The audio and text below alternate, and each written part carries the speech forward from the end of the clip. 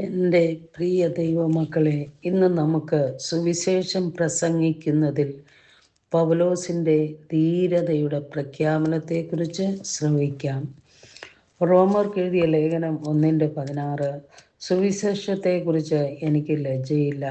വിശ്വസിക്കുന്ന ഏവനും, ആദ്യം യഹൂദനും പിന്നെ യവനനും, അത് രക്ഷയ്ക്കായി ദൈവശക്തിയാകുന്നുവല്ലോ.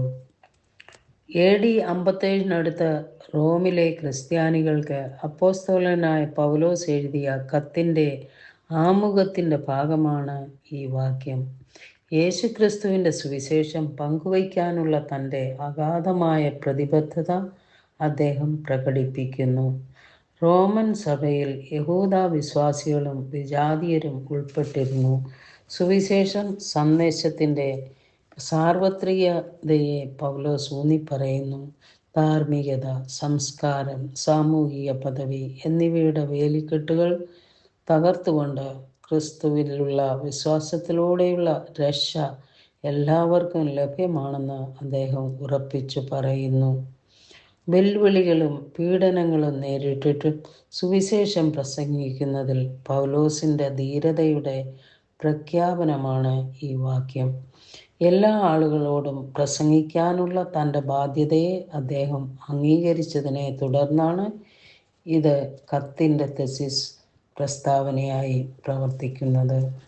സുവിശേഷത്തിൽ ഞാൻ ലജ്ജിക്കുന്നില്ല എന്നുള്ളത് പൗലോസിൻ്റെ ധീരമായ പ്രഖ്യാപനവും സുവിശേഷത്തിലുള്ള വിശ്വാസവും വെളിപ്പെടുത്തുന്നു. എതിർപ്പുണ്ടായിട്ടും നാണം കെടാനോ നിശബ്ദനാകാനോ വിസമ്മതിച്ചു.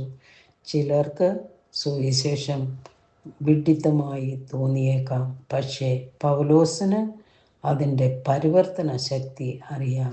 അത് ദൈവത്തിൻ്റെ ശക്തിയാണ്. അത് രക്ഷ കൊണ്ടുവരുന്നു. സുവിശേഷം കേവലം വാക്കുകളോ തത്വചിന്തകളോ അല്ലെന്ന് സൂചിപ്പിക്കുന്നു. അത് ചലനാത്മകവും ജീവിതത്തെ മാറ്റുന്നതുമായ ശക്തിയാണ്. മനുഷ്യരാശിയെ പാപത്തിൽ നിന്ന് രക്ഷിക്കുന്ന ഈ ശക്തി വിശ്വസിക്കുന്ന എല്ലാവർക്കും, ആദ്യം യഹൂദനും പിന്നെ വിജാതീയർക്കും പ്രാപ്യമാണ്. എന്നാൽ സുവിശേഷം ആദ്യം വെളിപ്പെടുത്തിയത് യഹൂദന്മാർക്കാണ്. ഇത് വിജാതീയരിലേക്കും വ്യാപിച്ചിരിക്കുന്നു. ഇത് ദൈവത്തിൻ്റെ വാഗ്ദാനങ്ങളോടുള്ള വിശ്വസ്തതയെ ഉയർത്തിക്കാട്ടുന്നു. അതേസമയം അവൻ്റെ കൃപയുടെ ഉൾപ്പെടുത്തലും.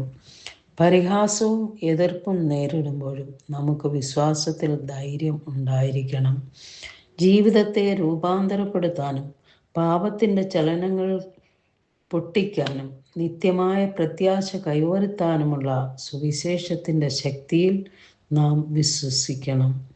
വേലികെട്ടുകൾ തകർത്ത് സുവിശേഷം ഉൾക്കൊള്ളുകയും എല്ലാ ആളുകളോടും സ്നേഹവും കൃപയും നൽകുകയും വിശ്വാസത്തിൽ ശ്രദ്ധ കേന്ദ്രീകരിക്കുകയും ചെയ്യേണ്ടത് ആവശ്യമാണ്. സ്നേഹപിതാവേ, ആത്മവിശ്വാസത്തോടെ സുവിശേഷം സ്വീകരിക്കാനും ലജ്ജയില്ലാതെ പങ്കുവെക്കാനും ഞങ്ങളെ അനുഗ്രഹിക്കണമേ. ധൈര്യം, വിനയം, വിശ്വാസം, ലോകവുമായി സുവിശേഷത്തിൻ്റെ പ്രത്യാശ പങ്കുവയ്ക്കാനുള്ള പ്രതിബദ്ധത എന്നിവയാൽ ഞങ്ങളെ ശക്തിപ്പെടുത്തണമേ. യേശുവിൻ്റെ നാമത്തിൽ തന്നെ ആമേൻ.